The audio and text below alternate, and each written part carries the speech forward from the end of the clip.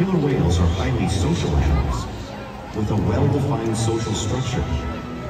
An orca pod is always led by a female.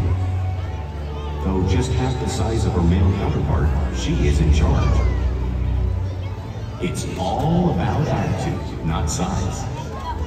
Because they live and work as a group, orcas need to communicate with sounds and body language. Orcas use clicks for echolocation or navigation.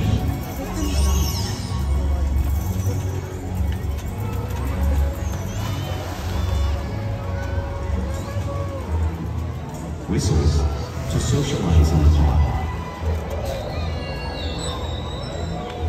And calls for group coordination and hunting.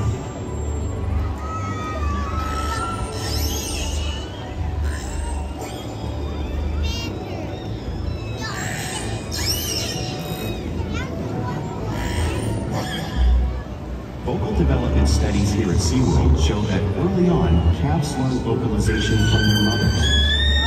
But as they grow, they learn from others close to them as well. This is a bottlenose dolphin called that should have learned and even taught other killer whales here at SeaWorld. In fact, orcas are the largest members of the dolphin family.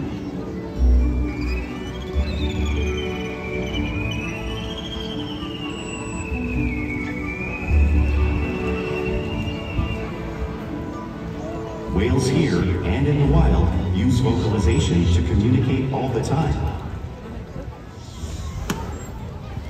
Like all animals, killer whales also use body language as a form of communication.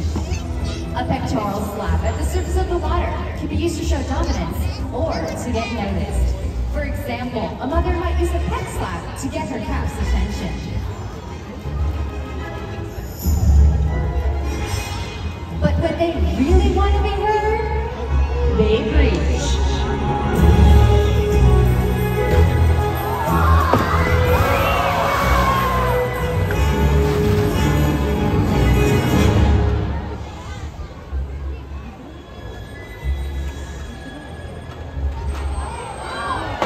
Spy hopping is how killer whales coordinate when they hunt and get a better view of their surroundings.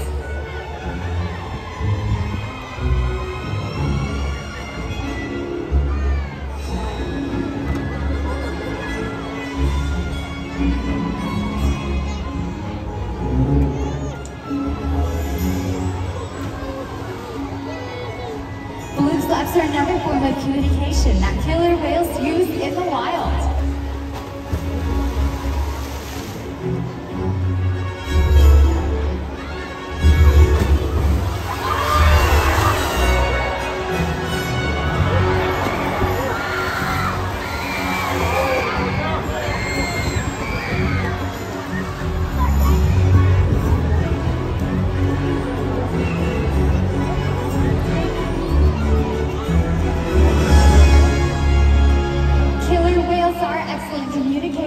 So it's no wonder they're at the top of the ocean's food chain.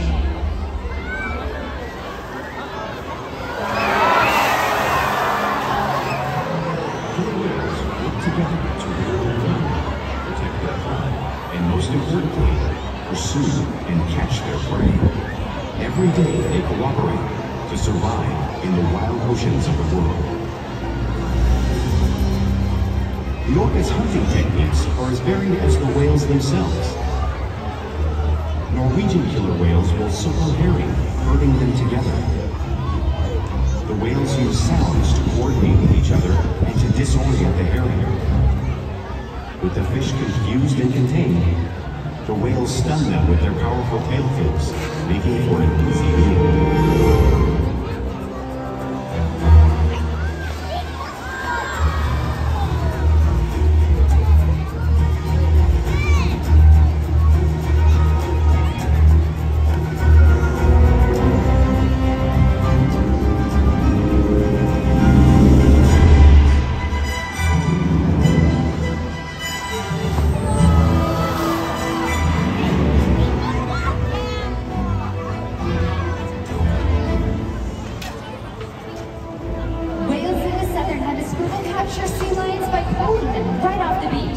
Watch here at the front of the pool as Shuka shows us a similar movement and behavior.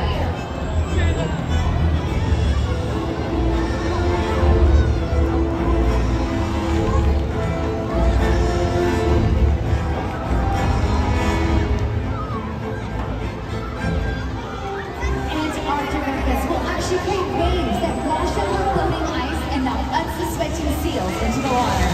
Watch Kulia as she demonstrates this unique wave-making technique, showing off one of the many complex and impressive hunting abilities that killer whales have developed around the world.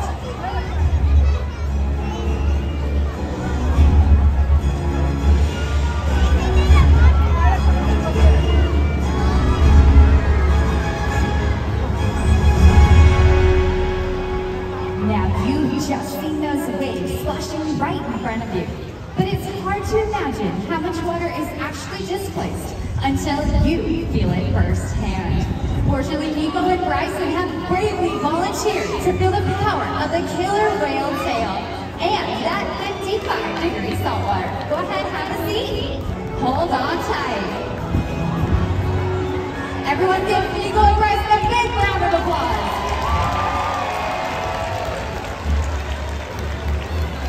All right, hold on tight. Here comes Shuka and Kalia.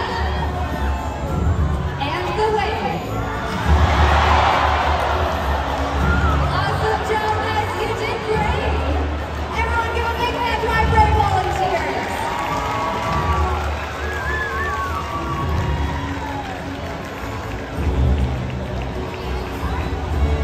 That was awesome. I'm glad that they got to experience the true power of the killer whale tail.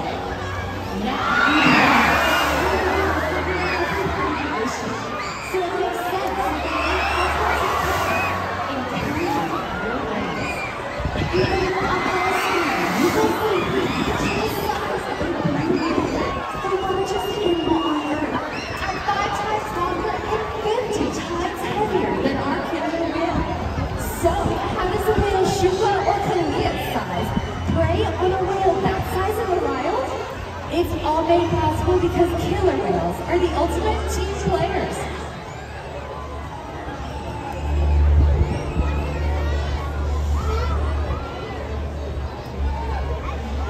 In this example, we see the larger male orcas surround a sperm whale forming a perimeter, while the females continue to drive the whale forward until it reaches exhaustion.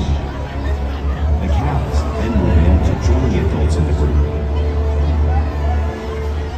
Whatever their prey, killer whales always cooperate and hunt together, making them a highly successful predator.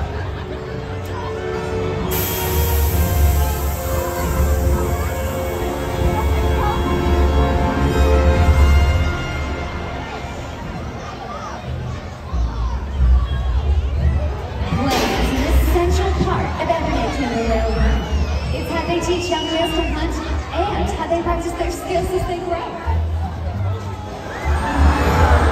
Orcas spend lots of time interacting and showing off this playful behavior, both in the wild and of course, right here at SeaWorld.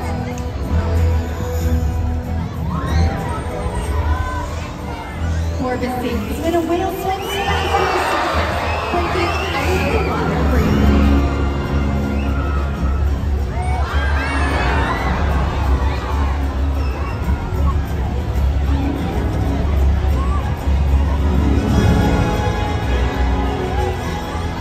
You might see them doing this when riding in the wake of a boat, or even when surfing in an ocean wave.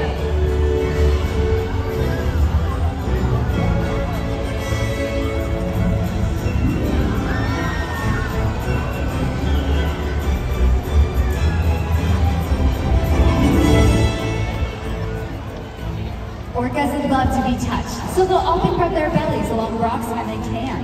Watch Corky as she shows us a similar movement, just like we see whales do in British Columbia.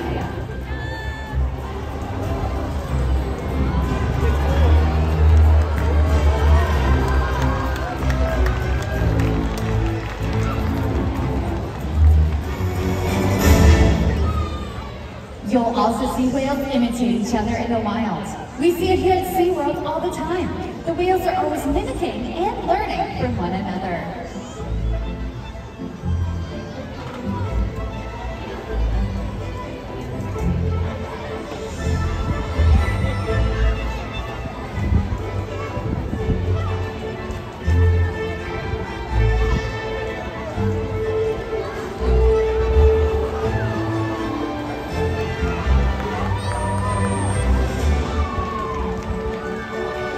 Playful behavior does have a purpose. A tail whip is used in hunting to stun fish. But today, it looks like that same tail whip will be stunning all of you.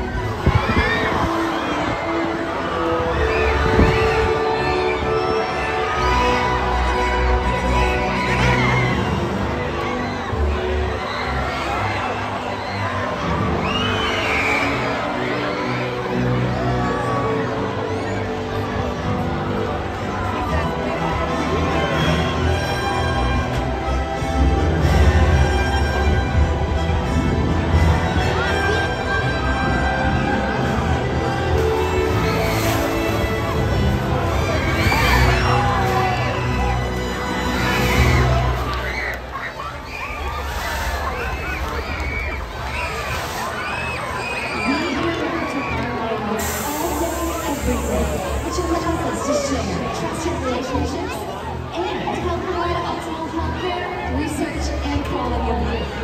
All the whales here at SeaWorld take part in their own health and well-being. We train husband behaviors, which allow us to focus on their health. They'll line their lives up along the wall, which allow us to take ultrasounds, body scans, or even obtain a blood sample from the vein that runs through their tail. This allows us to get a better picture of the whale's overall health.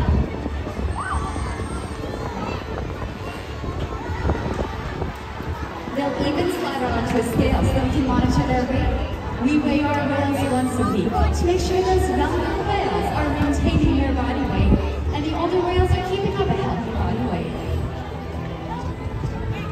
They'll even allow us to take a breast sample from their blowhole.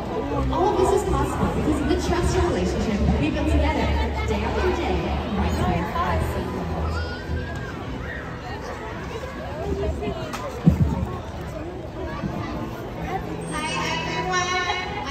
Introduce you to a very special whale. This is Makani, and it's his 9th birthday.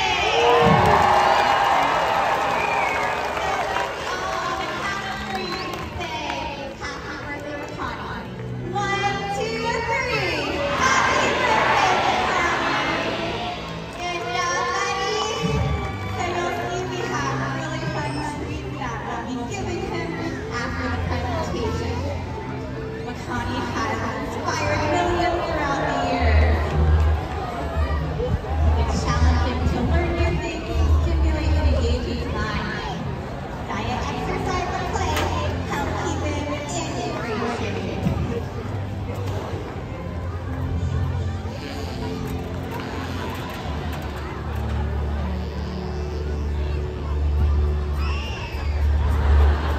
The whales here at SeaWorld have helped killer whales in the wild by participating in many research studies. One ongoing study monitors the whale's heart rate and breathing to understand how marine noise pollution from ship engines and other sources affect wild populations. In another study, scientists from NOAA, the National Oceanic and Atmospheric Administration, took measurements of the killer whales living here, including pregnant whales. By comparing these measurements with film footage of killer whales in the wild, scientists are able to monitor the wild population's nutritional and reproductive states. Other research has been done here at SeaWorld on the mother whale's milk composition.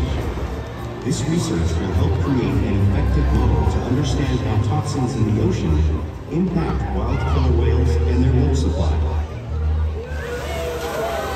What we learn from the whales in our care every day is actively helping whales in the wild survive. And just by being here today, you've supported our rescue, research, and conservation efforts all around the world. If we work together, like the killer whale, we can protect the future of the Orcinus orca and this beautiful planet that we all share.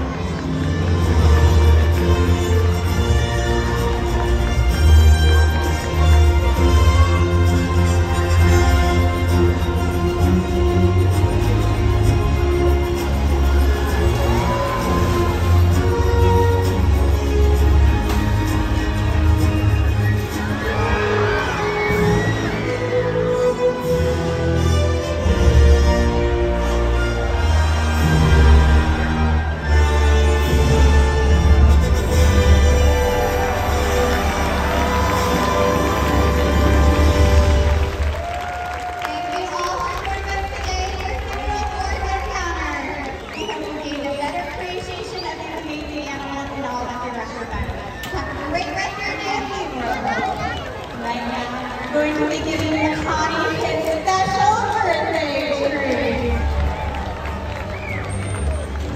So these birthday treats are made out of ice and gelatin, which Makani really seems to enjoy. And we have his donut tower as well, because donuts are his favorite toy. Isn't that right?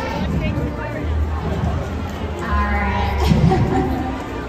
So here's your cup.